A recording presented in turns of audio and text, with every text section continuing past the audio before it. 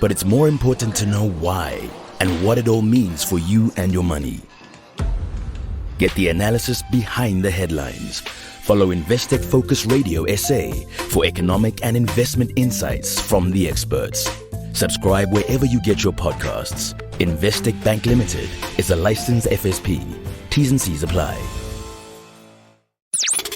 If you missed it live, catch the podcast on KHAYA959.co.za. And what better way to make sure that businesses that are led and, of course, participate broadly within the local and global economy are able to create jobs largely for the youth and contribute to the economy?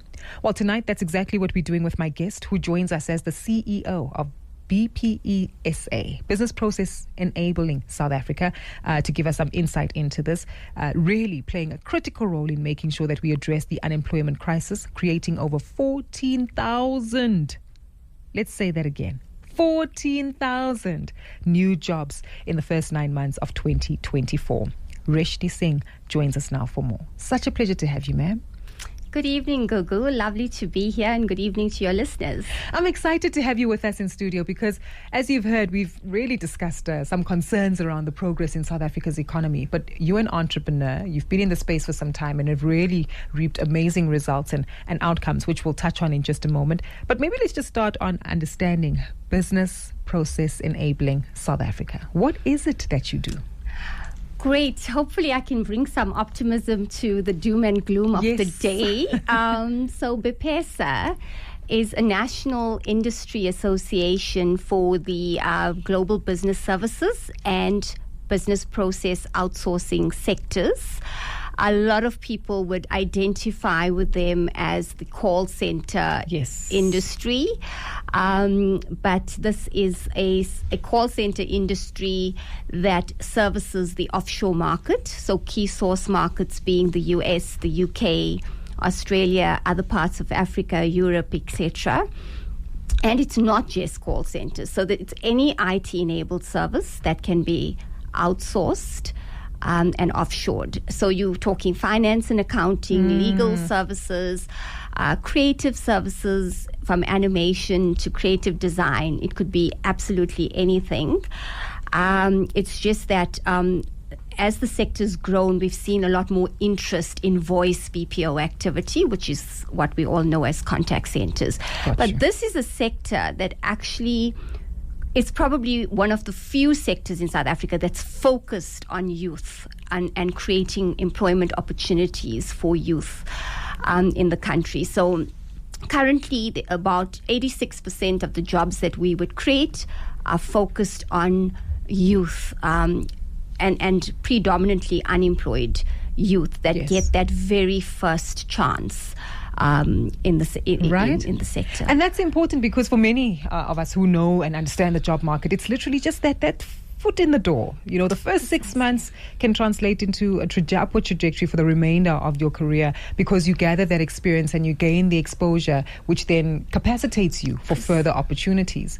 Now, you've managed to do amazing work as an industry body, working on key themes to partner with the right corporates, partner with the right markets and create jobs. And maybe just give us some context around the number of South Africans whom you've been able to employ and the targets that you have in terms of jobs numbers. Given your affiliations with peers? No, thanks, Gugu. So obviously, my history is that I actually came from the DTIC, the Department of Trade, Industry and Competition. So I spent 21 years there. So you know government policy really very well. And it's obviously in the current position bringing the best of both worlds to be able to actually show impact when it comes to young South Africans. And I think what's been so phenomenal about what we've been able to do, you know, we've started with prioritizing this initiative and this sector from a government perspective in 2006, 2007. And the growth was, you know, it was at a very slow trajectory year on year. However, since 2018, we've had a 24% year-on-year growth, which has been phenomenal.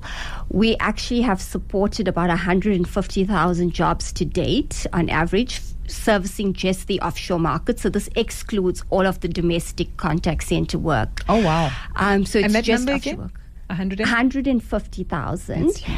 But what's more interesting is that between government and industry, we have signed a master plan for the sector. And the aspiration is to create 500,000 jobs by 2030. Yes. So that is what we're working with, basically collaborating between ourselves and governments in terms of how do we create an enabling environment to be able to grow and to be able to actually bring 350,000 additional jobs to South Africa. That's huge. And I think this is so important because, as we know, at least the target is there. There's progress in terms of the policies that have been put in place. And if I'm not mistaken, you've also worked with affiliated industries like Harambee Youth Employment Accelerator, and a few other partners to actually make this possible. Help us just contextualize within where we are now, how you've deepened some of the relationships that you have to make sure that we can get to that target of 500,000 jobs in 2030. And maybe from there, we could talk about the harsh reality of the uncertainty that remains, especially with some of our global peers. Yeah, so I think the success that we've enjoyed thus far has been because of public-private partnerships. So the power of public-private partnerships, when government and industry can come together and co-create, these environments for us to grow. So obviously, I transitioned from government into the private sector, representing the private sector, obviously armed with a master plan to create 500,000 jobs, and also partnering with the presidency, with the Presidential Youth Employment Initiative, as well as the sayouth.mobi, where you have more than 4 million unemployed people that register on this data-free platform. And as corporate South Africa, you can actually access talent from that platform. And what's quite sad is that not many corporates actually utilize that, because the key link here is that you've got to be able to have access to those that are actually looking for jobs. And sometimes I think people don't understand that there's a cost associated with finding a job. And if I remember some of the stats from recent months, you almost need about close to 1,000 rand a month just to be able to go and find a job, in terms of taxi fares and getting internet access, being able to print CVs, data. If you added all even of that up, nice shirt or a jacket, exactly. I guess. Yeah. Exactly. So we obviously collaborate with key partners to make sure that we make it easy for somebody that's unemployed to be able to have access to opportunities that the sector presents. And like I said, in terms of education in South Africa, not many students can make it to tertiary, not just because of, numbers, but because of affordability. Not everybody can afford it. So, you can't have them economically inactive. And so we create pathways and platforms to transition young people from learning into earning opportunities. So give them sort of a work readiness program. Gotcha. And then that work readiness program sets them up for an actual job. And we partner obviously with, funders, training providers, and then employers. If I may it's ask, an ecosystem. what does this work readiness program actually entail? Because so often we always hear about the debate that, academia is not doing enough to train future employees for the workplace, and the workplace says that they spend a lot of time getting employees ready for the workplace. The work readiness program, what does it entail? Yeah, so it's basic computer skills, making sure that you are computer literate and you're able to work with digital devices. Yes. That you are able to understand a business environment, and there's softer skills around etiquette and those kind of things. Then there's customer service, which is extremely important, because at the end of the day you are serving a customer, and in this case you are serving an international customer, so there's some cultural affinity that goes with that as well. And then once you actually transition into the job, then there's a client specific training that is provided to you. So for example, if you're servicing Amazon, then you'd be trained on Amazon's services and products, etc., so that you're able to serve. So it's actually quite an intense, the work readiness program could be anything from a 3-week up to a 12-week program, just based on your proficiency to be able to get into that environment. Got you. I love it, because these are the small details that we take for granted, how people interact within professional environments, and it's behaviors that do need to be, I guess, incorporated and developed early on in terms of one's career.